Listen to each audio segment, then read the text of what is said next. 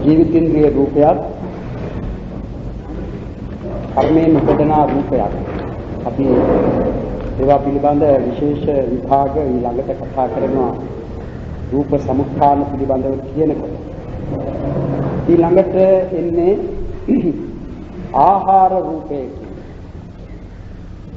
ආහාර රූපය ගැන අභිධර්මාර්ථ සංග්‍රහ පාඨය කබලීකාරෝ ආහාරෝ ආහාර රූපං නාම.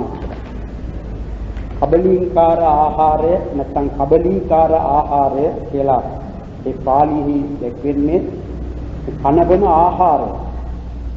ඒ ආහාර වශයෙන් ගන්නා බත් ආදී ඒවා නෙවෙයි ආහාර රූපය වань. ආහාර රූපේ කියන්නේ ඕජාව. ඕජස් ගතිය, ඕජා රූපය. කිසි ආහාරයක් ගෙන ඒ ආහාරය ඒ ඕජාව බවට පරිවර්තනය වෙනවා ශරීරයේ තුලද. එයින් උපදවනවා රූප. ඒ ආහාර රූපයෙන්ද උපදවනවා රූප. ඕජයෙන් උපදවනවා රූප. ඒවට කියනවා මේ ආහාරජ රූප කියලා. ඒ ආහාරජ රූප කියන්නේ ඕජසෙන් උපදවන රූප. ආහාර රූපය කියන්නේ ඕජස් ගතිය. ඒක මේ කනබන ආහාරයෙන් ලැබෙන දෙයක් බැවින් ඊට කබලීකාර ආහාරය. ඉතින් මේ ආහාරය වුවද ආහාර වන්නේ මේ කර්මජ ඕජාව තිබෙන තාක්කල් පමණයි. ශරීරෙහි කර්මජ ඕජාවක් වෙනවා. ඒ කියන්නේ කර්මයෙන් හටගන්නා රූප තිබෙනවානේ. ඒ රූපයන්හි එනවා ඕජාවක්. ඒ කියන්නේ කර්මජ ඕජාව කියලා. පඨවි ආපෝ තේජෝ වායෝ වන්නගන්ධ රස ඕජා කියන. ඒ කර්මජ ඕජාව ජීවත් වන තුරු පවතින. ජීවිතය නැතිවන විට කියන්නේ චුතියෙන් පසු චුතිය සමගම ඒ කර්මජ ඕජාවද ඉපදීම නවතින. ඒ නිසා ඊට පස්සේ කොයිතරම් ඔය කනබන ආහාරය කියන දේවල් ශරීරයේ තුලට ඇතුළු කළා. එයින් ඒ ආහාරජ රූප උපදවන්නේ නැහැ. ඒ ආහාර රූපේ බවට පරිවර්තනය වෙන්නේ නැහැ. ඒ ආහාර රූපේ කියන්නේ ඕජස් ගතිය. ඒක තේරුම් ගත්තම ඇති දැනට අපි ඒ විස්තර තව ඉදිරියට ඒ රූප පිළිබඳව කතා කරන විට තවත් දැනගන්නට පුළුවන් වෙයි. ඊළඟට එන්නේ ආකාශ ධාතුව. ඒකට කියනවා පරිච්ඡේද රූපේ. ආකාශ ධාතු පරිච්ඡේද රූපං නාම. ආකාශ ධාතුවේ කියන්නේ ඉඩ තිබෙන තැන නැත්නම් අවකාශය. ඒ අවකාශය හැටියට මෙතන දක්වන්නේ. ඒ රූප පරිච්ඡේදාකාශය. තව තිබෙනවා අජට ආකාශය. තව තිබෙනවා කසිනුග්ඝාටිම ආකාශය. ඒ ආකාශ කසින කියලාත් එකක්. ඒ එකක්වත් නෙවෙයි මෙතන ආකාශ කියන්නේ. මෙතන ආකාශය කියන්නේ රූප කලාප වෙන් කරන අවකාශයේ ඒකයි රූප පරිච්ඡේදාකාශය. ඒ ආකාශ ධාතුව බලනවා නම් ඒ රූපයක් හැටියටම දක්වන්නටත් බෑ. අර රූපයන් පිරිසිඳීම එයින් සිදුවන බැරි ඒද රූපයක්සේ ගන්නවා. ඒ නිසා ආකාශ ධාතු කියලා කියනවා. දැන් ධාතු පිළිබඳ කතාවේදී ධාතුරෝයන් පුරිසෝ කියන ඒ ධාතු විභංග සූත්‍රයේදී බුදුරජාණන් වහන්සේ මේ ධාතුවත් වදාරලා තියෙනවා.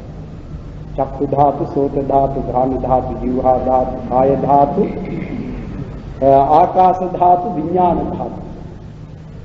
මේ ආකාශ ධාතුව කියවෙත්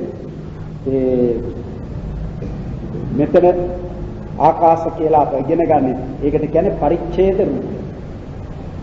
ඒ කලාප වෙන් කරන රූපය. කලාපවලදී ඒ තවදුරටත් දැනගන්නට පුළුවන්. ඒ ඊළඟට එන්නේ කාය විඤ්ඤාණ. කාය විඤ්ඤාතිය මා මිට කලින් කරන කර්මයේ පිළිබඳවද කතා කරන විට කාය විඤ්ඤාතිය කියන්නේ කුමක්ද කියන එක මෙතිනතුන්ට දැනගන්නට සැලැස්වා කියනවා. කාය විඤ්ඤාතිය කියන්නේ ඒ කය ක්‍රියා කරවීමෙහිදී ඒ ක්‍රියා කරවීම සඳහා අවශ්‍ය වන රූපයක්. දැන් සිතින් යමක් කරන්නට සිතන විට ඒ ක්‍රියාව සිදු කිරීම වශයෙන් කය යෙදෙන්නේ යෙදෙන විට කයේ උපදන රූප ධාතුවක් ගැන කියනවා වායෝ ධාතුව. වායුව උපදවනවා. ඒක අංගමංගානුසාරිනෝ වාතා කියලා කියන්නේ. ඒ අංග ප්‍රත්‍යංග සැලවීමට මේ ක්‍රියා කරවීමට වාතය කියන මේ වායෝ ධාතුව නැතුව බෑ. ඒ වායෝ ධාතුව උමනාක් කරනවා. ඒ වායෝ ධාතුවෙන් පවණක් නොවේයි අර ඕන තැන ඒ තැන් නැමෙන දිගහැරෙන තැන් දිගහැරෙන ආදී වශයෙන් ඒ తত্ত্বය ඇති කරන්නට ඉවහල් වන රූපේසේ ගන්නේ ඒ වායෝ ධාතුවක් සමගම උපදනා මේ කාය විඤ්ඤාති රූපය. ඒ කලාපවලදී අපිට ඒක තවදුරටත් දැනගන්නට පුළුවන්. ඒ මොකද මේ විඤ්ඤාතියත් යෙදෙන රූප කලාපක. මේ විඤ්ඤාති රූපෙහි ඒකට කාය විඤ්ඤාති කියලා නම දී තිබෙන්නේ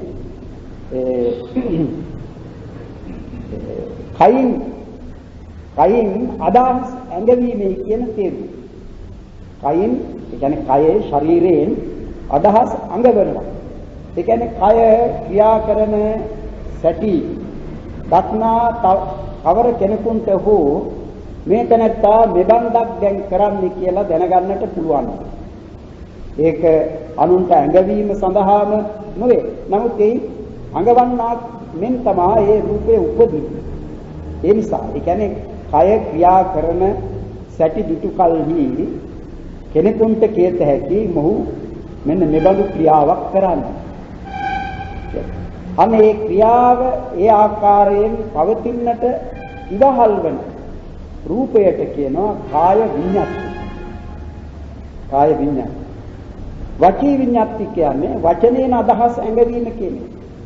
දැන් ඒක මේ කතා කිරීමේදී මේ කතා කිරීම ගැන සලකන විට මේ පින්තුන්ට තේරුම් ගන්නට පුළුවන්.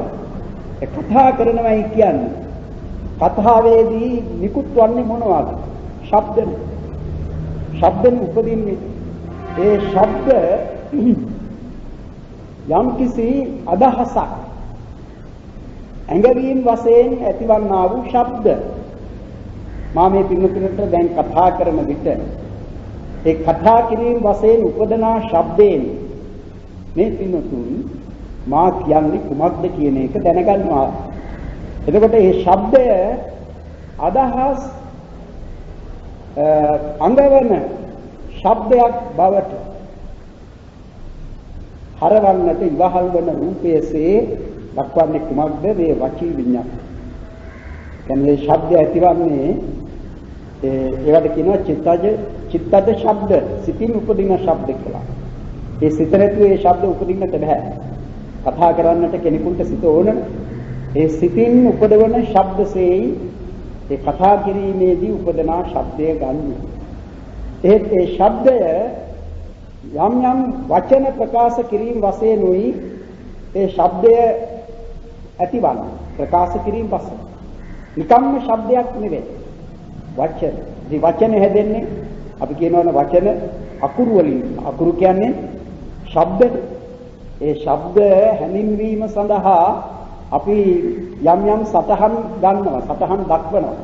ඒවට අපි කියනවා ඒ අකුරු කියලා. ඒ ශබ්ද අංගවන සංකේත. ඒක නෙවෙයි ශබ්දය. ශබ්දය ඇඟවීමට යොදා ගන්න ලකුණක් ඒක. ශබ්දය අකුර කියලා කියන්නට ඕනේ මේ කියවෙන එක.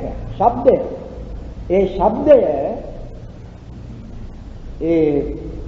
ශබ්ද රාශියක් එකතු වෙලා එකකට අනුතුරු එකක් වශයෙන් උපදනා ශබ්ද සමූහයක් එකතුව වචනයක් හැදෙනවා. එහෙම වචන කීපයක් එකතු වුණා කල්හි තමයි අපි කියන්නේ එක වාක්‍යයක්. ඒ උපදෙමින් කරන වැඩේ කුමක්ද? අදහස් ප්‍රකාශ කිරීම. ඒ අදහස් ප්‍රකාශ කිරීමට උවමනා කරන ශබ්ද ඒ ආකාරයෙන්ම උපදනා බව සාහෘද කරන රූපය තමයි වචී විඤ්ඤාති රූපය. ඒ ශබ්ද නිෂ්පත්ති ස්ථාන තිබෙනවා. ශබ්ද උපදනා තැන් තිබෙනවා. අපේ දැන් කටින් කරන ශබ්ද ඒ උපදනා තැන් තිබෙනවා. ඒ නිසානේ ඒ ශබ්දවලට නම් දීලා තිබෙන්නේ. කණ්ඨජ, තාලුජ, ඔෂ්ඨජ, දන්තජ, මූර්ධජ ඔය ආදි වශයෙන් නම් කරන්නේ. ඒ නම් කරලා තිබෙන්නේ ඒ ශබ්ද හට ගන්නා තැන්. ඒ වාය කියලා ඊ පෙන්වනවා. ඒ තැන්වල හට ගන්නා ශබ්ද එකාකාරම නෙවෙයි. දැන් කණ්ඨජ ශබ්දයක් ගත්තා, ඔෂ්ඨජ ශබ්දයක් ගත්තා. ඒ ඔෂ්ඨජ වශයෙන් ඇතිවන්නා වූ මේ ශබ්දය එකම ශබ්දයක් නෙවෙයි. නොවන හැටියට යම් දෙයකින් ඒක හරවනවා නැත්නම් ඒකට යම්කිසි ආකාරයක් ගන්වනවා නේ. දැන් අපි ලේසි මේක පිටට පේන්න, ඒ කියන්නේ බලා සිටින කෙනෙකුට එනෙන විදිහට උපදවත හැකි ශබ්ද මේ තොල් දෙක එකට ගටා කරන ශබ්ද තමයි. ඒවා මේ ඔෂ්ඨජ ශබ්දය කියන්නේ පප බබම කියන. ඒ පප බබම කියන විට තොල් ගැටෙනවා ඒක. නමුත් නික්මන ශබ්ද පස් ආකාරයක් ගන්නවනේ. ඒ අකුරු පහ ගත්තොත් පස් ආකාර. කොහොමද ඒක වුනේ? ඒක වුනේ සිතේ තිබෙන්නේ සිතේ අදහස. සිතට උවමනා කරන්නේ ප කියන එක කියන්නේ. ඒ ප කියන එක කියවෙන්නට තොල් දෙක ගැටෙන විට ප මිසක බ කියවෙන්නේ නැති ආකාරයක් ඇති වෙනවා. ඒ කුමකින්ද කරන්නේ? ඒ කරන්නේ වචී විඤ්ඤාණ. අන්න ඒ බඳු රූපයකටයි වචී විඤ්ඤාණ. ඒක සිතින්ම උපදවන රූපයක්. ඒකත් සිතින් උපදවන රූපයක් කාය විඤ්ඤාතිය වෙන්න. එහෙත් ඒ රූපයෙහි ආවිෂය දක්වන අනිත් රූපෙන් චිත්තක්ෂණ 17 ඕ ඊට තව අඩු ආයු කාලය ඇති රූප තිබෙනවානේ. එක කුඩා ක්ෂණයක අවශ්‍ය තිබෙන රූප තිබෙනවා. අපි ඉදිරියට කතා කරන ඒවා ගැන. ඒ වගේ නෙවෙයි. මේවාට තිබෙන්නේ හරියට චෛතසිකයකට සිතකට තිබෙන ආවිෂයම. කාය විඤ්ඤාති වචී විඤ්ඤාති. ඒ කියන්නේ එක සිතක ආවිෂය චිත්තක්ෂණයයි. උපාද පිටි භංග කියන ක්ෂණ තුනකින් යුක්ත වූ කාලයක්. ඒ කාලයම තමයි විඤ්ඤාති රූපයේ ආවිෂය. කාය විඤ්ඤාතිය වේවා වචී විඤ්ඤාතිය වේවා. ඒ කාය විඤ්ඤාතියේ හෝ වචී විඤ්ඤාතියේ ආවිෂයන් එක චිත්තක්ෂණය. ඒ කාය විඤ්ඤාතිය හෝ වචී විඤ්ඤාතිය උපදින්නේ රූප කලාපයක් වශයෙන්. ඒ කියන්නේ රූප කලාපයකට සම්බන්ධවයි උපදින්නේ. කාය විඤ්ඤාති පඨවි ආපෝ තේජෝ වායෝ අන්න ගන්ධ රස ඕජා කාය විඤ්ඤාති කියලා ඒ විදිහට කලාපයක් හැටියට උපදිනවා. නමුත් ඒ කලාපයක් හැටියට උපදින ඒ රූප කලාපෙහි අනිත් රූප ඒ රූප වලට අයිති අවශ්‍ය වූ චිත්තක්ෂණ 17 පවතින අතර ඒ චිත්තක්ෂණ 17ක් තුල පවතිනවා. ඒ සමග උපදනා වූ කාය විඤ්ඤාතිය චිත්තක්ෂණයකදී නිරුද්ධ වෙනවා. ඒකෙන් කරන්නේ අර රූප සමූහය මේ ක්‍රියාවට යෝග්‍ය වන පරිදි මෙහෙයවන. ඒ ක්‍රියාවට යෝග්‍ය වන පරිදි මෙහෙයවාය නැති වෙන.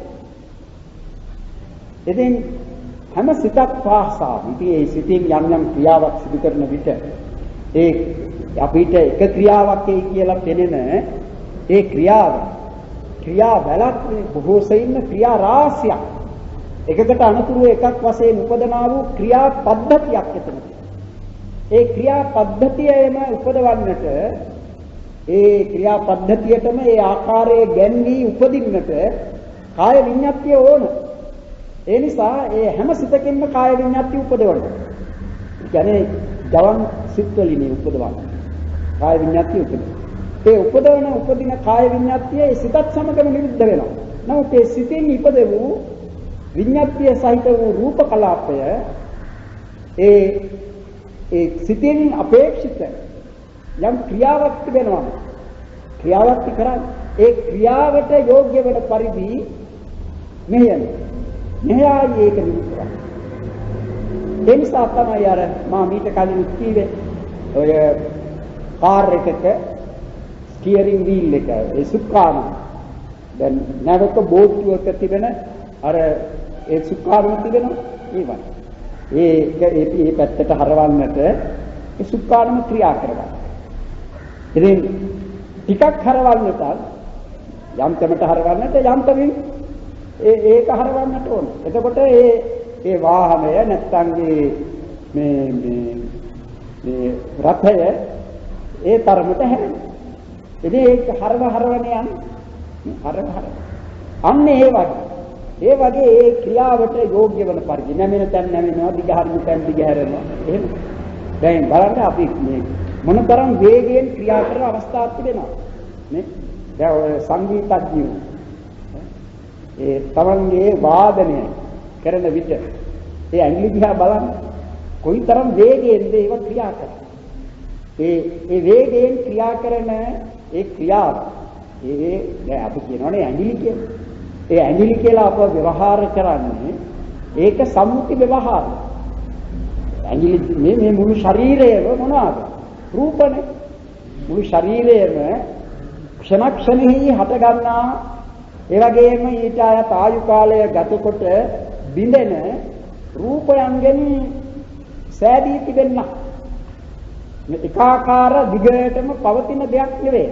නිරන්තරයෙන් හරියට මේ ජීන්නක් කියලා කියන්නත් පුළුවන්. මේක ඇවිලි යන ස්වභාවයක් වගේ.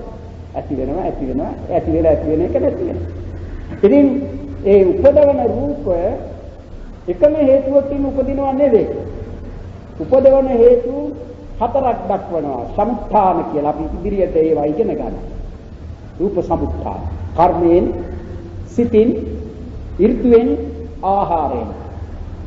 ඒ සතර හේතුන් හතරකින් මේ රූප උපදවන. ඉතින් මේ රූප ඒ හතරින්ම උපදනා රූප මේ දැන් මේ ශරීරෙහි හට ගන්නවා. ඒ හටගන්න රූප වලට ආයශයක් තිබෙනවා. ඒක සදාකාලික නෙවෙයි. බොහොම සුළු කාලයයි පවතින. චිත්තක්ෂණ 17ක කාලයක් තමයි වැඩිම ආයු කාලය ඇති රූප වලට තිබෙන ආයශය. ඒ ගතකොට නිරුද්ධ වෙනවා. ඉතින් අතරක් ඇති නොවනසේ තවත් රූප උපදිනවා. ඒකයි සිදුවන්නේ. ඒකට සිතින්ද උපදවන රූප තිබෙනවා. ඒ රූප තමයි අපි ක්‍රියා කරවීමට නැත්නම් අපි කයින් කරන ක්‍රියා වචනයෙන් කරන ක්‍රියා කියන මේ දෙකට ඒ සිතනේ ඕන කරන්නේ. සිත නැතුව කය ක්‍රියා කරන්නේ වචනයෙන් යමක් ප්‍රකාශ කිරීමට පුළුවන් බෑ. සිතන්නේ නැතුව බෑ. දැන් සිත නැති අවස්ථාවක අපට සිත නැතිව යන අවස්ථාව තමයි එයනම් මේ අන්තිම අවස්ථාව. ඊට පස්සේ නිකන් උඩුකුරුව සයනය කරනවා මිසක කතා බහ කිරීම ආදී කළ හැකිය බෑ. කිසිම ක්‍රියාවක් කරන්නට බෑ. ඒ වගේම ওই නිරෝධ සමාපත්තියට සමවැද සිටින්නේ. එහෙම අවස්ථාවලදී කිසිදු ක්‍රියාවක් කරන්නට බෑ. කිසිදු ක්‍රියාවක් සිදුවන්නේ. අර නිරෝධ සමාපatti බලයේ යම් ඉරියව්වකින් නම් මේ නිරෝධ සමාපත්තියට සමවැදුනේ. ඒ ඉරියව්ව නිරෝධ සමාපත්තියෙන් සමවැද සිටින තාක්කල් ඒ සමාපatti බලයෙන් පවතින. එහෙම නැතුව කිසිදු ක්‍රියාවක් කරන්නේ නැහැ ඒ කාලය තුල. ක්‍රියාවක් කරන්නට බැරි සිත නැහැ. සිත නැතිද? සිතලයි යමක් කරන්නේ. ඒ නිසා සිත අවශ්‍යයි ඒ ක්‍රියා සිදු කිරීම. අනේ ඒ ක්‍රියා සිදු කිරීමේදී කයින් කරන ක්‍රියා සිදු කිරීමේදී ඒ කාය විඤ්ඤාතියයි කය ඒ ක්‍රියාවට යෝග්‍ය වන පරිදි හසුරුවන්නේ. ඒ නිසා ඒකට කියනවා කාය විඤ්ඤාතිය. ඒක ඇඟවීමක්. කයින් කරන ඇඟවීමක්. සේගෙන ඊට කාය විඤ්ඤාති කියලා නමයි. වචනයෙන් සිදුවන දේ ශබ්දවලට මේ ශබ්ද නිකුත් කරන්නේ යම් සිතකින් නම් ඒ සිතේ තිබෙන අදහස ප්‍රකාශ වෙන විදිහට ඒ ශබ්ද ගලපන්නේ නැත්නම් ඒ ශබ්දවලට ඒ අදහස ගැන්වෙන ආකාරයක් ඇති කරන්නේ ඒ වාග් විඥප්තිය. ඒ නිසායි ඒකට වාග් විඥප්ති කියලා කියනවා. විඥප්ති කියලා කියන්නේ ඇඟවීම. දැන් අපිට ඇතිවන අදහස් සමහර ඒවා තිබෙනවා කාය විඥප්තියෙන් දක්වත හැකි මේ අදහස් ඒ කියන්නේ කාය විඥප්තියෙන් දක්වත හැකි. දැන් කවුරු හරි මේ Taman ගෙන්නේ ඇහුවොත් ඔබ ඒ කාරණයට කැමතිද? එදින් වචනයෙන් ඒ බව ප්‍රකාශ කරන්නේ නැතුව පුළුවන් මේ හිස සලලා කියන්නේ Taman කැමති නම් Taman එකඟ නම් ඔව් කියන්න පුළුවන් හිස සලලා ඒ ආකාරය දක්වත හැකි. එහෙම නැත්නම් එකඟ නැත්නම් නැහැයි කියලා හිස සලා පෙන්වන්නට පුළුවන්. මොකක්ද ඒ සිදුවුනේ? ඒ කාය විඤ්ඤාප්තියනුයි ඒ ඇඟවීම කලේ. කාය විඤ්ඤාප්තිය. එතෙන්දී උපන්න රූප. ඒ කියන්නේ ඒ හිස සැලීම් වශයෙන් අපි කියන හිස කියලා. ඒ හිසේ තියා සලකනු ලබන යම් රූප සමූහයක් ඒ අවස්ථාවේදී සලවන ආකාරයක් සැලවීමක් සිදු වුණා. ඒ සැලවීමේ ආකාරයෙන් අහන එක්කෙනා තේරුම් ගන්නවා මොහු මේකට කැමති එහෙම නැත්නම් නොකමැති. මොහු ඔව් කියනවා මේ නැහැ කියලා. අන්න ඒ ඔව් කියන බව නැත්නම් නැහැ කියන බව අඟවන්නට ඉවහල් වූයේ අනිකුත් රූප නෙවෙයි. එතන පඨවි ධාතු කියනවා, ආපෝ ධාතු, තේජෝ ධාතු, වායෝ ධාතු. ඒ සමග උපදන වන්න, ගන්ධ, රස, ඕජා ඒව නෙවෙයි. ඒ නැtei කියන බව ඇඟවීම සිදුවීම වූයේ අර විඤ්ඤාප්තිය නිසා. ඒ විඤ්ඤාප්තියනේ ඒ ආකාරයේ ගැන්වීම. අන්න ඒ නිසා ඒකට කාය විඤ්ඤාප්තිය. ඒ විදිහට තේරුම් ගන්න ඕනේ කාය විඤ්ඤාප්තිය. වචී විඤ්ඤාප්තියත් ඒ අයිරින් තේරුම් ගන්නට ඕනේ. හුදු ශබ්ද. ඒ ශබ්ද නිකුත් වෙනවා. දැන් හැම ශබ්දවලටම ඒ වාග් විඤ්ඤාප්තිය නැහැ. අපි ගන්නු අර වීණාවකින් නිකුත් කරන ශබ්ද. ඒ ශබ්දය නිකුත් වෙනවා.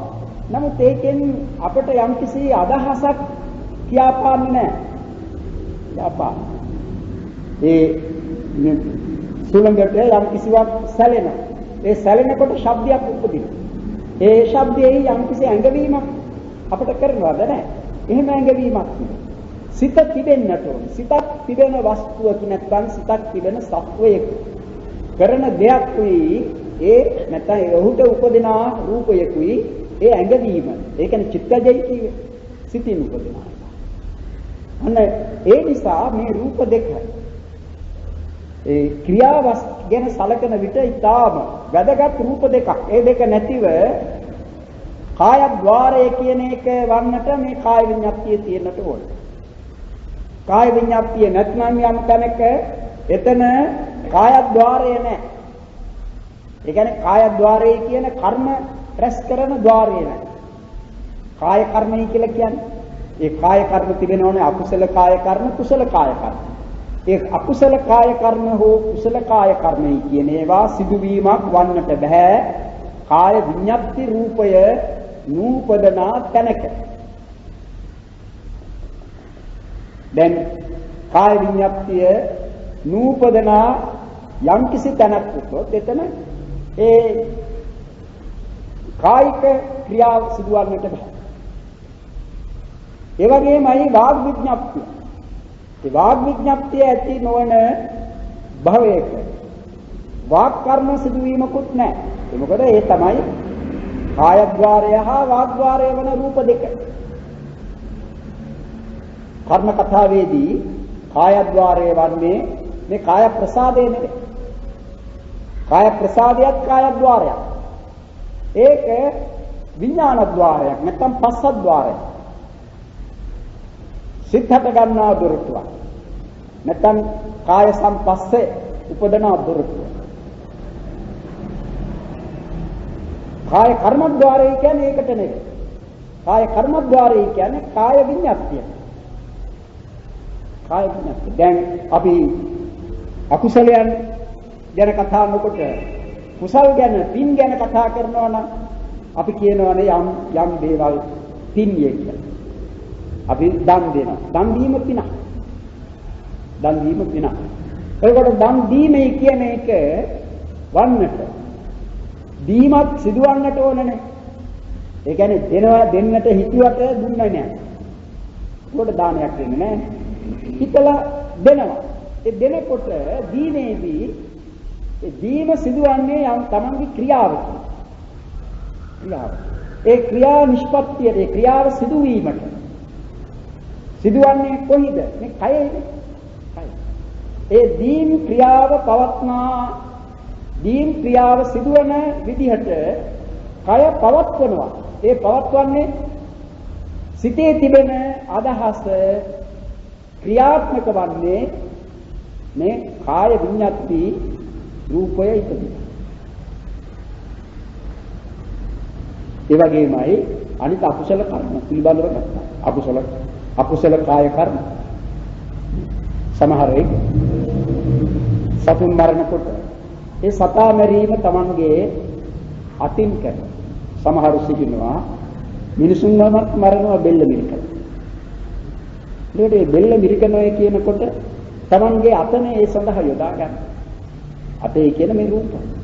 ඉතින් මෙරිකීමේ ක්‍රියාව සිදු කිරීමට යෝග්‍ය වන පරිදි මේක සකස් වෙන්නේ දිගහැරිලා නැවිලා තද කරලා ඒ ඔක්කොම ක්‍රියා ඒ ආකාරයෙන් සිදුවීමට ඒ අවස්ථාවේදී උපදනා වූ කාය විඤ්ඤාතියයි ඕන කරන්නේ. ඒ නිසා ඒක කාය ద్వාරෙහි පැවති ක්‍රියාවක්. යමෙක් හොරකම් කරන විට ඒ හොරකම ගන්ධ ඒ වස්තුව ගන්ධ යම් කිසි ආකාරයකින් කය යොදා. ඒක ඒ ක්‍රියාව සිදු කිරීම සඳහා කායද්්වාරයයි යෙදෙන්නේ. ඒ කායද්්වාර වශයෙන් ඇතිවන්නා වූ කාය විඤ්ඤාති. ඒ නිසා ඒකට කියනවා කායද්්වාරය, කාය කර්මද්්වාරය. ඊළඟට වාග්ද්්වාරයත් එහෙමයි වචනයෙන් කරන. දැන් අපි හොඳ දේවල් කියනවා වචනයෙන් කරනවා. මේ වචනයෙන් සුභාසිත හොඳ වචන කතා කරනවා. සත්‍ය වචන කතා කරනවා. අන්‍යයන් තමන්ටත් අනුන්ටත් යහපත පිණිස පවත්නා ඒක බොරුවක් නොවිය යුතුයි. කේලමක් නොවිය යුතුයි. පරුස වචනයක් නොවිය යුතුයි. හිස් වචනයක් නොවිය යුතුයි. ඒ විදිහේ කතා අපි කරනවා නම් එවිට අපට උපදනා වූ ඒ උපදනේ කුසල් කියලා අපි කියන්නේ අපි පින් කරනවා. ඒක පිනක්. යමක් තමන්ගේ ඒ කතාවෙන් සිදුවන්නේ බොරු කීමක්, කේලාම් කීමක්, පරුස වචන බිරීමක් නා, හිස් වචන ප්‍රකාශ කිරීමක් නා. එතන ඇතිවන්නේ අකුසලයක්. ඒ කොහොමද ඒක උනේ? ඒ කියන වචන වලට මේ කියන්නාගේ අදහස ගැට් කරන්නට ඉවහල් වන්නේ මේ වාග් විඥාන. එතකොට මේ බොරු කීම් වශයෙන් පැවති ඒ වචන ප්‍රකාශ කිරීම වාග් විඥාප්තිය නිසා සිදු බැවින් අප කියනවා ඒකට ඒක වාග් කර්මයක්, අකුසල වාග් කර්මයක්. ඒ වගේමයි ඒ අකුසල් ගැන. කුසල් ගැනත් එහෙමයි කියන්නට තියෙනවා. ඒක කුසල් නැත්නම් පින්. අපි කියනවා බණ කීම පිනක්. ඒ බණ කීම ධර්ම දේශනා කිරීම පිනක් වන්නේ. එයින් උගන්වන්නේ නැත්නම් එයින් බලාපොරොත්තු වන්නේ. අසන එක්කෙනාගේ සිතෙහි යම් අදහසක් ඇති කරවන්නට තමන් විසින් අත්හල යුත්තේ මේවායි. තමන් විසින් කළ යුත්තේ මේවා. ඒකනේ ප්‍රධාන වශයෙන්. අනිත් එක ධර්මයේ පිළිබඳ දැනීමක් තමන් ඇති කරගන්න. ශ්‍රුතියෙන් උපදවා ගන්නවා ඒ නුවණ. ඒට මේ කෙනෙකුගේ කතාව ඉවහල් වෙනවා. ඒ නිසා ඒ කතාව කරන එක්කෙනාද පිනක් සිදු කර ගන්නා අතර ඔහුගේ පින පවතින්නේ කොහිද? මොන ద్వාරයක? සිත නැතුව ඒ කතාව කරන්නට බෑ. නමුත් ඒ ක්‍රියාව පවත්නේ සිතේ ඇතිවුණු ඒ අදහස්. ක්‍රියාත්මක වන්නේ වාග්්වාරී. ඒ නිසා ඒකට කියන්නේ වාග්්වාරික කර්මයක්. කුසල කර්මයක් නැත්නම් පුණ්‍ය කර්මයක්. අන්න ඒ විදිහට ඒ ద్వාර වශයෙන් ගන්නා විට කායද්්වාර, වාග්ද්වාර, මනෝද්වාර කියලා තුනක් තිබෙනවානේ. එයින් කායද්්වාරයයි වාග්ද්වාරයයි කියලා කියන්නේ කාය විඤ්ඤාති, වචී විඤ්ඤාති කියන මේ රූප දෙක. ඊළඟට එන්නේ ලහුතාදි. ලහුතා කීවේ ලැහැල්ලු බව. ලැහැල්ලු බව කියන්නේ ඒක මේ රූපයන්ගේ නොබර ගතිය, බර නැති බව. ශරීරයේ රූපයේ බර නැති බව. සමහර විට කෙනෙකුගේ ශරීරය තමාටම බර දෙයක් හැටියට දැනේ. එහෙම අවස්ථාවක් තිබෙනවා. දැන් සමහරෙකු ලෙඩ වෙලා ආහාර පාන ගැනීමද බොහෝම පරිස්සමින් කරලා සමහර ආහාර පාන අඩු කරලා සමහර විටක බොන දේවල් පමණයි පාවිච්චි කරන්නට උනේ, කන දේවල් ආහාර වශයෙන් ගන්නට ඉඩ දුන්නේ නැහැ වෛද්‍ය නියමයේ අනුව. එහෙම කරලා සුව වුණාට පස්සේ තමා හිටියාටත් වඩා බොහොම දුර්වලයි ශරීරය. ඒ නිසා කිරා බැලුවොත් නම් රාත්තල් ගණනක් ඉස්සරට වඩා අඩු වෙන්නට පුළුවන්. එහෙත් එහෙම අවස්ථාවලදී එතනත්තක් කියනවා මගේ ඇඟ හරියට බර හැටියට දැනෙනවා. බරයි වගේ. ඇඟේ හරි බරක් තිබෙනවා. ඒ වගේ එහෙම කියන්නේ කුමක්ද? මේ ලෞතා රූප නැති බව. ලෞතා රූපයන් අඩු වෙලා නැත්තම් නූපදින නිසා සිදුවන තත්ත්වය. ඒ තත්ත්වයේ මගහරවා ගන්නට නම් කුමක්ද කළ යුත්තේ? ඒ ලැහැල්ලු බව ඇතිවීමට උවමනා කරන ආහාර පාන ඍතු ගුණ කියන මේවා ලබා ගන්නට ඕන. ඒවා ලැබුණම නැවතත් අර නොබර ගතිය ඇති වෙන ලැහැල්ලු බව ඇති වෙන. අන්න එහෙම ලැහැල්ලු බව, සැහැල්ලු බව කියන එකයි මේ ලහුතා රූපය කියන එකෙන් දක්වන්නේ. ඒ රූප පිළිබඳ වූ ලැහැල්ලු බව. ඒකයි මෙතන ලහුතා රූපයේ ලක්ෂණ නම් රූපය බර නැති බවය. රූපය බර නැති බව. ඊළඟට මුදුතා රූප. මුදුතා රූපය කියන්නේ රූපයේ මොළක් බව, මෘදු බව. ඒ සමහර විට මේ මොළක් බව කියන රූප පිළිබඳව තිබෙන මේ ස්වභාවය නැති වුණාම ශරීරය නිකන් දණ්ඩක් වගේ නමන්නට බැරි දෙයක් හැටියට දැනේ. සමහර විට ඒ නමන කොට වුවන් කටකට ගාලා ශබ්ද පවා ඇති වෙන අවස්ථාවක්. ඒ නමන්නට බැරි, දිගහරින්නට බැරි එහෙම ගතියක් ඇති වෙන්නේ රූපය පිළිබඳව මොළොක් බව නැතිවීම හේතු කොට. දැන් වයස්ගත වෙනකොටත් ඒ තත්ත්වය ඇති වෙනවනේ. ඒ මොකද ඒ රූප, ඒ මෘදු රූප ඉදීම අඩු වෙනවා. ඉතින් ඒවාට කල යුතු තිබෙන්නේ ඒවා දුරු කර ගැනීම සඳහා. නැත්නම් ඒ මොළොක් රූප ඉදීමට ඉවහල් වෙන ආහාර පාන, බෙහෙත්, ඍතු ගුණ ඒවා ලබා ගන්න.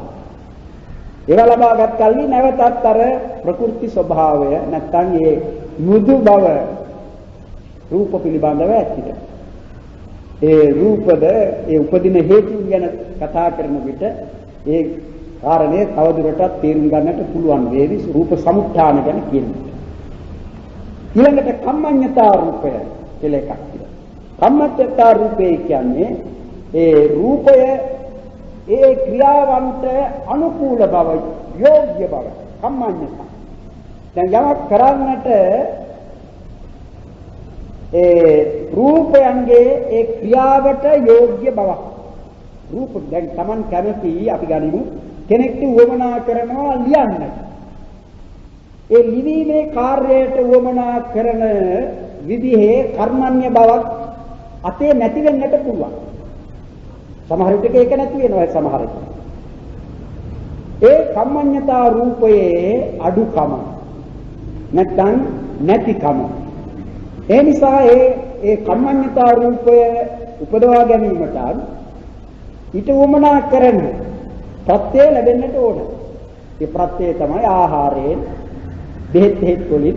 දැන් එහෙම අමාරුකම් අපි මේ වෛද්‍ය මහත්වරුන්ට කිව්වම කියනවා මේක ගන්නේ අරක ගන්නේ අර විටමින් එක ගන්නේ එහෙම කියලා දෙන්නේ.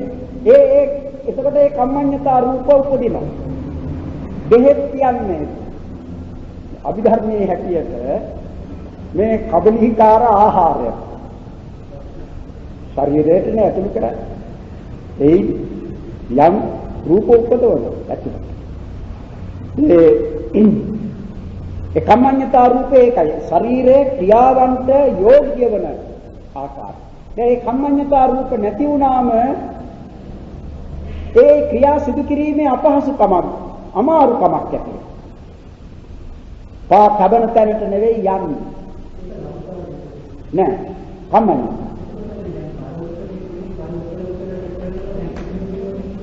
ඔව් නෑ ඒක අතර කම්මඤ්ඤතා අඩුකම.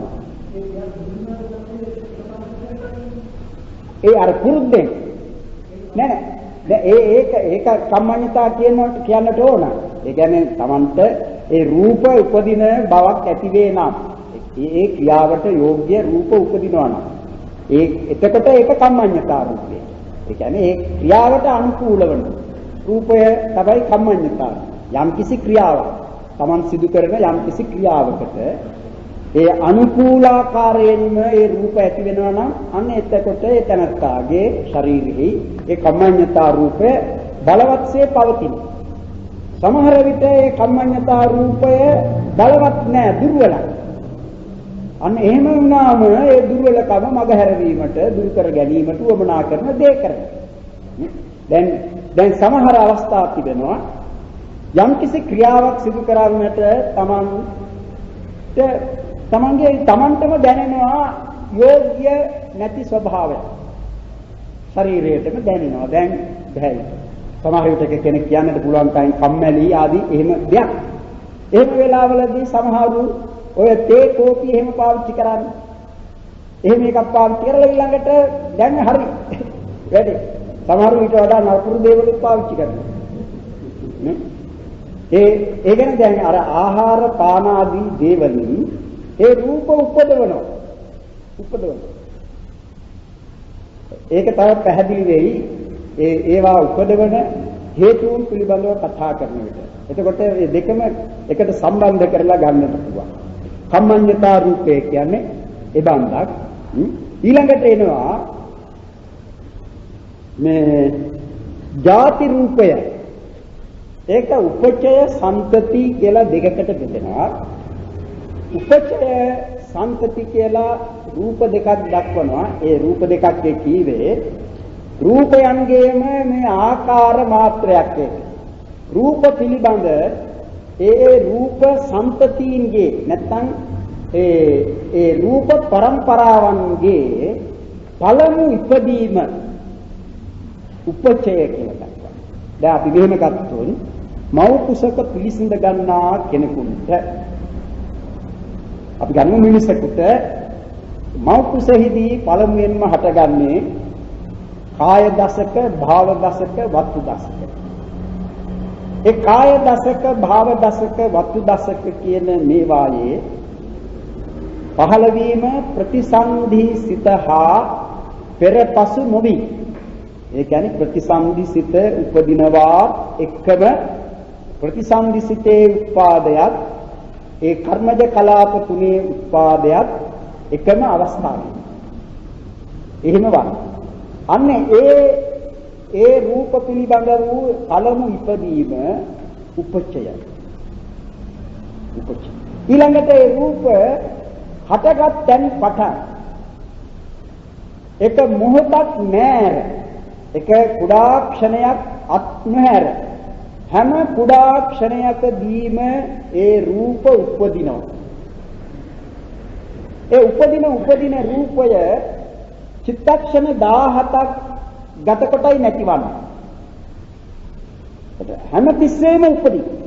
ඒ උපදින ඒ මොහොත තමා සම්පති කියන එකෙන් දක්වන්නේ. දැන් රූප මෙහෙම අපි පටිසම්භිසිත ගත්තොත් පටිසම්භිසිතේ උපාද භංග කියන ක්ෂණ තුනක්. පටිසම්භිසිතේ උපාලක්ෂණෙහි කාය දසක, භාව දසක, වස්තු දසක කියන තුන උදක් පිළිසෙයි ලැබෙනවා. අපි ඉදිරියට ඒවා ගැන තව කතා කරමු. උදක් පිළිසෙයි කියන්නේ මව කුස පිළිසිඳ ගන්නා කෙනෙකුට වැඩියෙන්ම ලැබිය හැකි කලාප තුන. අඩුවෙන්ම ලැබෙන කලාප වශයෙන් ගන්නවා නම් මේ භාවය නැහැ. සමහර උපදිනවා අභාව කියන්නේ. භාවය නැති අය හැටියට උපදිනවා. ඒකට කාය වස්තු කියන දසක කලාප කියනවා. එතකොට මේ දසක කලාප දෙකේ පළමු පහළ වීම පටිසම්භිසිතේ උපාරක්ෂණෙහි. ඒක ඒ රූප පිළිබඳ උපචය. උපචය කියලා ගන්නවා. ඒ රූප පිළිබඳ උපචය. ඊළඟට ඒ රූප නැවත නැවතත් උපදිනවා පටිසම්භි. ඊළඟට භාවාංග ඕක හැම ක්ෂණයක් පාසාම කාය දසක කාය දසක කාය දසක කාය දසක කාය දසක කාය දසක කියන ඒ ඉදීම තමයි සංකති කියලා කියන්නේ. ඒක සංකති. ඒකට පළමු ඉදීම උපචය. ඊට පසු ඊට කියන සංකති. දැන් මෙහෙම කියන අර 11 වෙනි සතියේ අන්තිම දිනේදී චක්කු දසක, සෝත දසක, ගාන දසක, ජීවහා දසක කියන ඒවා ලැබෙනවනේ. ඒවා ලැබෙන අවස්ථාවේදී ඒ මුල්ම අවස්ථාව ඒවා පිළිබඳ වූ උපචය. ඊට පස්සේ ඒවාද මේ විදිහට හැම ක්ෂණයක් පාසාම උපදිනවා. ඒ තමයි සම්පති. ඒ නිසායි ಜಾති රූපමේව උපචය සම්පති නාමේන පෞච්ඡති කියලා මේ අභිධර්මාර්ථ සංග්‍රහය කියන්නේ. ಜಾති රූපයම උපචය සම්පති කියන මේ නම් වලින් දක්වයි. ಜಾති කියන්නේ ඉදීමනේ. ඒ ඉදීම් රූපය, ඉදීමේ කියන රූපය. ಜಾති රූපය. ඒ ඉදීම පළමු ඉදීමකුයි පරම්පරා වශයෙන් පවත්ගෙන යාමේදී ඉදීමකුයි කියලා දෙකකට බෙදලා කියන්නේ. උපචේ සම්පති. ඊළඟට ජරතා. ජරතා කියන්නේ රූපේ ජීරණ බව කියන්නේ. ජරතා ජරා ජීරණතා කියලා කියනවා. ජරා ජීරණ ඒ කියන්නේ දැන් මේ රූපය ගැන ටිකක් දුන්නේ. කාය දසකේ කියලා ඉස්සෙල්ලා ගත්ත මේ ප්‍රතිසම්පසිතේ උපාදක්ෂණයේදී කාය දසකේ අපි එකක් විතරක් ගත්තා කාය දසක. ඊළඟට කාය ඒකන් කාය දසකේ මේ අවස්ථාව වෙන විට ප්‍රතිසම්පසිතේ විචක්ෂණය වෙන විට එක චිත්ත කුඩාක්ෂණයක් ඉක්මවනවා. නේ? දැන් මෙතන සිත පටන් ගන්නේ මේ උපාදක්ෂණයේ මේ ක්ෂණය විචක්ෂණය. මේ විචක්ෂණයේ සිට තමයි පටන් ගන්නෙ ඒ රූපයේ විරණ බව. ජරතාව කියන එක පටන් ගන්න එතන සිට. ඒ රූපයට අයිති ආවශ්‍යයෙන් මෙම ගියාම මෙතෙන්ට ලැබෙන මේ ඉස්සෙල්ල පස්සේ ලැබෙන 17 වෙනි සිතක් තියෙනවනේ. ඒ 17 වෙනි සිතේ සංදක්ෂණයේ තමයි ඒ රූපේ නැති වෙන්නේ. මෙතෙන්දි තමයි ඒක දිලෙන්නේ. ඒ රූපය. ඉතින් මේ දක්වාම මේ තිතියේ සිට මේ සිතේ 17 වෙනිට ගැනෙන සිතේ තිතිය දක්වා වූ ඒ ක්ෂණ සියල්ලම ඒ කුඩා ක්ෂණ සියල්ලම ඒ රූපයේ ජරතාව විරණ බව. එනිසා ජරතා රූපයේ ආයු කාලය දක්වලා තියෙන්නේ කුඩා ක්ෂණ 49. කුඩා මේ ක්ෂණයයි මේ බංගක්ෂණයයි කියන දෙක අරිමම يعني 17 තුනෙන් වැඩි වුණාම 51ක්. ඒ 51කින් මුල් එකයි අග 51 වෙනි ක්ෂණයයි. කියන ඒ දෙක අරිමම නැද ඉතිරි වෙන 49. කුඩා ක්ෂණ 49. ඒ තමයි ජරතා රූපයේ ආයුෂය. අනේ ජරතා රූපය. දැන් රූපයේ ජරාව කියන්නේ දිවීම ජරතාවේ කියන්නේ රූපය හටගත්තා. ඊළඟට මේ ගමන් කරනවා නම් අපි කියමු අපි ගතහොත් දැන් අපි කරන්නේ ගමනක් එක විදියක. අපි කවදා හරි පටන් ගත්ත මේ ජීවිතය එදා සිට කොහාටද යන්නේ? කොහෙද යන්නේ කියලා කියන්න ඕනේ. මරණය වෙතට. මරණය වෙතට යන්නේ. ඒ වගේ තමයි හට ගන්නා රූපය ක්ෂණයක් වාසා යන්නේ කොහාටද? ඒකේ බිඳෙන අවස්ථාව දක්වා. ඒ නිසා ජරතා රූපය දැක්විය යුතුයි භංගාභිමුඛ ගමන කියලා. භංගයට අභිමුඛව යන භංගයේ වෙතට යන ගමනසේ දක්වන්නට කියනවා. ජරතා රූපය. ඊළඟට එන්නේ අනිච්චතා රූපය. අනිච්චතා කියන්නේ බිඳීම. ඒ රූපය පිළිබඳ භංගය. රූපය බිඳී යාම. අනිච්ච. ඉතින් ඒක හැම රූප පිළිබඳව තිබෙන තත්වයක්. රූපය උපදිනවා ඊළඟට රූපය බිඳෙනවා. ඒ රූපයේ ඉපදීමයි රූපයේ බිඳීමයි කියන මේ දෙක අතරේ තිබෙනවා රූපයේ පැවැත්ම. අපි කියනවා ඒකට පැවැත්ම කියලා. ඒකනේ පිටි කීවේ. ඒ පිටි වශයෙන් පැවැත්ම හුදු නිකන් ජීවිතන තියෙන දෙයක් හැටියට පැවැත්මක් නෙවෙයි. ඊට අයත් ආයු කාලය ගත කරමින් බිඳෙන්නට යන බිඳීම දක්වා ගම. ඒකයි ඒ ජරතා රූපේ ස්වභාවය. ඒක හැම රූපයක් පිළිබඳවම තියෙන එක.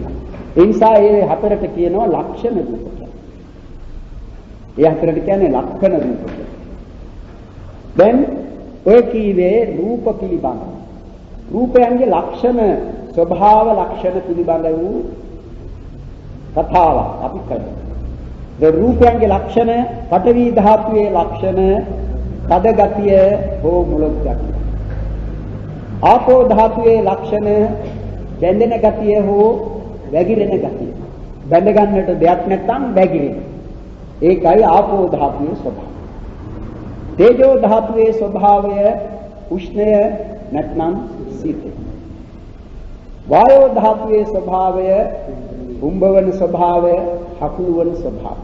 අර සැලෙන ස්වභාවය. ඊළඟට චක්කුප්පසාදේ ලක්ෂණ රූපාරම්මණය හා ගැටෙන බව. රූපාරම්මණය හා ගැටෙන රූපාරම්මණය ගැටෙන චක්කුප්පසාද. ඒකෝට චක්කුප්පසාදේ ලක්ෂණ වශයෙන් කියන්නේ රූප ප්‍රසාදය හා ගැටෙන බව. එහි ඇති ලක්ෂණ. සෝත ප්‍රසාදේ ලක්ෂණය ශබ්දාරම්මණය හා ගැටෙන බව. ධාන ප්‍රසාදේ ලක්ෂණය ගන්ධාරම්මණය හා ගැටෙන බව. ජීවහා ප්‍රසාදේ ලක්ෂණය රසාරම්මණය හා ගැටෙන බව. කාය ප්‍රසාදේ ලක්ෂණය පොට්ටබ්බාරම්මණය හා ගැටෙන බව. ඒ විදිහටයි ඒ රූප පහ. ඊළඟට නෑ ඒක නෙමෙයි. ඒ ගැටෙන බවම නෙමෙයි. ගැටෙන්නේ මේ උපගත. ඒකයි කියන්නේ. ගැටෙන්නේ රූපාරම්මනාදීනේ. එතකොට චක්ෂු ප්‍රසාදෙහි ස්වභාවය. ඒවට කියනවා සප්පටික රූපයි කියලා.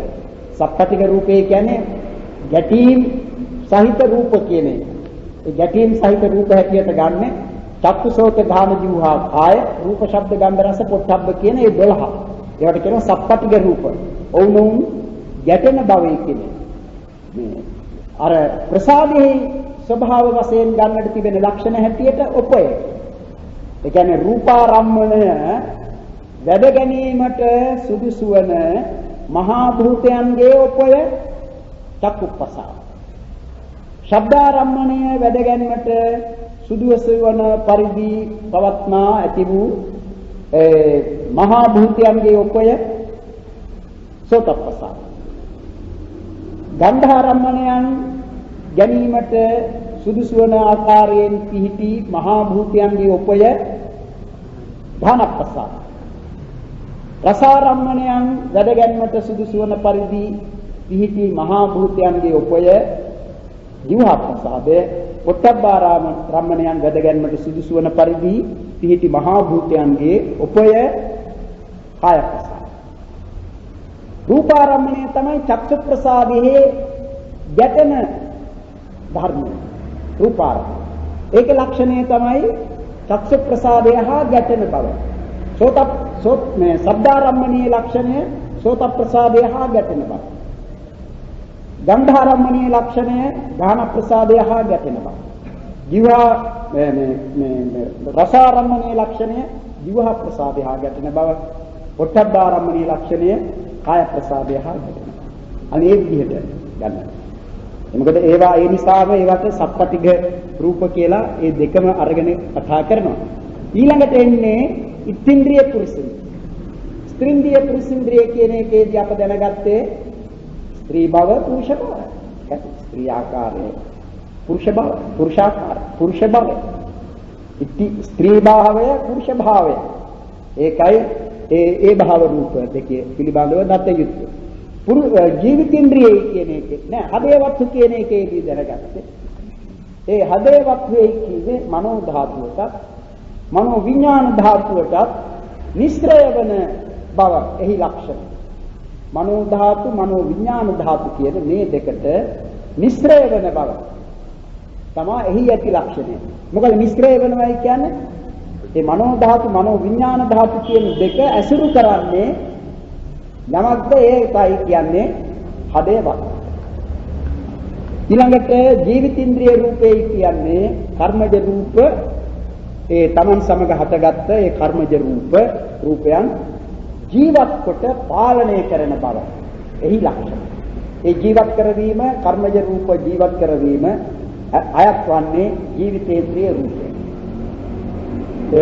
ආහාර රූපයෙන් කරන්නේ ආහාර රූපේ ලක්ෂණය තමයි ඕජා ගතිය ඕජස් බව. ඊළඟට ආකාශ ධාතුවේ කීවේ රූපයන් පිරිසිඳින බව. පිරිසිඳිනවයි කියන්නේ වෙන් කරන. ඒ රූප වෙන් කරන කලාප වෙන් කිරීම. ඊළඟට කාය විඤ්ඤාතියේ කීවේ කයින් අදහස් ඇඟවීම වාග් විඤ්ඤාතිය ඒ වචනයෙන් අදහස් ඇඟවීම. ඒකයි ඒකේ ලක්ෂණ හැටියට තේරුම් ගන්නට තිබෙන්නේ. ලහුතා රූපය රූපේ ලැහැල්ලු බව, මෘදුතා රූපය රූපේ මෘදු බව, සම්මඤ්ඤතා රූපය කර්මයට යෝග්‍ය බව, ඒ ක්‍රියාවට යෝග්‍ය බව. උපචේ රූපේ කීවේ රූප ශීර්ෂයන්ගේ පළමු පහළවීම. ළඟට සම්පති කීවේ ඒ પરම්පරා ඒ හටගත් රූපයේ නැවත නැවතත් හැට ගැනීම. ඒකටයි සම්පති කීවේ. ජරතා රූපේ කීවේ රූපයාගේ හිරීම. අනිච්චතා රූපේ කීවේ රූපේ විදීයා. අද අපි ඒ දක්වායි කතා කරන්නේ. එතන සිට රූප විභාගය අනිත් දවසේ කියන්නට තිබෙන්නේ රූප පිළිබඳව තිබෙන අහේතුක සප්පච්චය ආදී වශයෙන් එන ඒ කොටස.